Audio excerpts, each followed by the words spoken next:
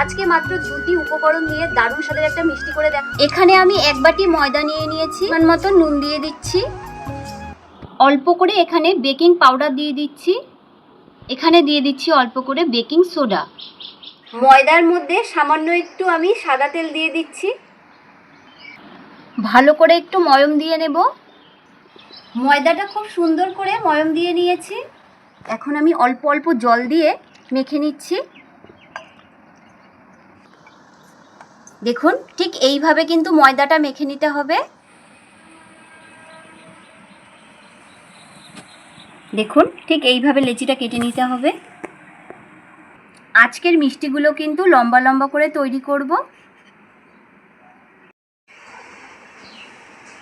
মিষ্টিগুলো দেখুন বেশ সুন্দর করে কিন্তু রেডি করে নিয়েছি। পরিমাণ মতন সাদা তেল দিয়ে দিচ্ছি। এখন আমি মিষ্টিগুলো ভেজে নেব, দিয়ে দিচ্ছি। প্রত্যেকটা মিষ্টি দেখুন বেশ সুন্দর কিন্তু তেলের উপরে ফুলে উঠেছে। এই দেখুন, এখন আমি উল্টে নিচ্ছি।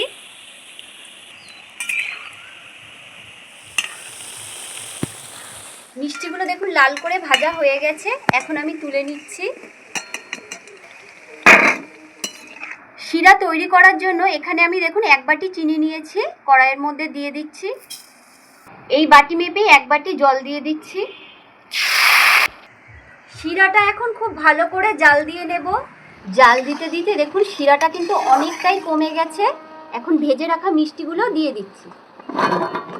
তবে নাড়তে নাড়তে দেখবেন শিরাটা একদম শুকিয়ে যাবে। বেশ সুন্দর করে কিন্তু জাল দিয়ে নিয়েছি। ওপরে শক্ত, ভিতরে কিন্তু একদম নরম রসালো। এই দেখুন